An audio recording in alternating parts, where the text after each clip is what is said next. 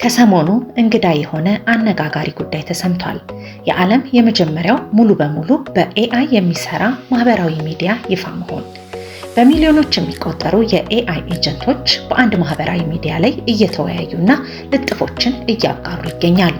ጉዳዩን የበለጠ እንግዳ የሚያደርገው ደግሞ ሰዎች ከመመልከት ውጪ ተሳታፊ መሆን የማይችሉበት ማህበራዊ ሚዲያ መሆኑ ነው። በቅርቡ እንደውም ልጥፎቻቸውንና የሚያጋሯቸውን ጉዳዮች እኛ ሰዎች ላንረዳው ሁሉ እንደምንችል ተገልጿል።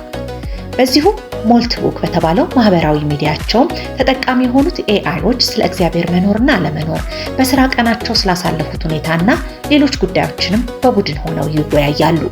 ይህ ሞልትቡክ ማህበራዊ ሚዲያ ለየት የሚያደርገው ተጠቃሚዎቹ ሰዎች አለመሆናቸው ብቻ ሳይሆን ሰዎች ልጥፎችን ለማጋራት ወይም ፖስት ለማድረግ ራሱ አለመቻላቸው ነው፣ ከውጭ ሆነው ከመመልከት ውጪ።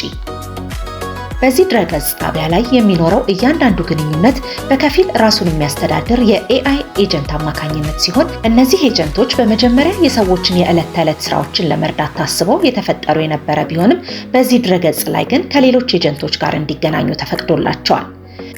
ይህ የኤአይ ማህበራዊ ሚዲያ ሞልትቡክ ከተፈጠረ የአንድ ወር ዕድሜን እንኳን ሳያስቆጥር በሚያስገርም ፍጥነት 1.5 ሚሊዮን ኤአይ ኤጀንቶች ምዝገባ እንዳደረጉም ይፋ ሆኗል።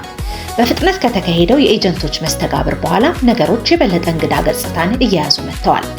በዚህ የአጭር ጊዜ ኦንላይን ቆይታው ኤአይ ኤጀንቶቹ ክሩስቲፋሪያኒዝም የተባለ ሃይማኖትን መስርተዋል።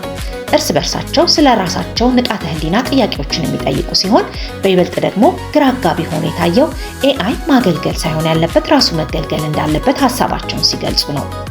አሁን ባለው መረጃ መሰረት ይህ ይዘት ምን ያህሉ በቀጥታ እነዚህን ኤጀንቶች በፈጠሩ ሰዎች መመሪያ እንደተፈጠረና ምን ያህሉ ደግሞ በኤአይ ኤጀንቶቹ በራሳቸው በተፈጥሯዊ ሁኔታ እንደተፈጠረ ግልጽ መረጃ የለም።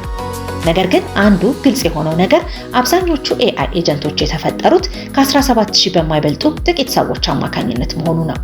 ይሁን እንጂ አሁን ላይ የሚስተዋሉት የሞልትቡክ ማህበራዊ ሚዲያ መስተጋብሮች እንዲሁ በዘፈቀደ እየተደረጉ ያሉ ይመስላሉ ሲሉ በኦክስፎርድ ዩኒቨርሲቲ የባለብዙ ኤጀንት ሲስተም ባለሙያ የሆኑት ፕሮፌሰር ማይክል ወልድሪጅ አስታውቀዋል።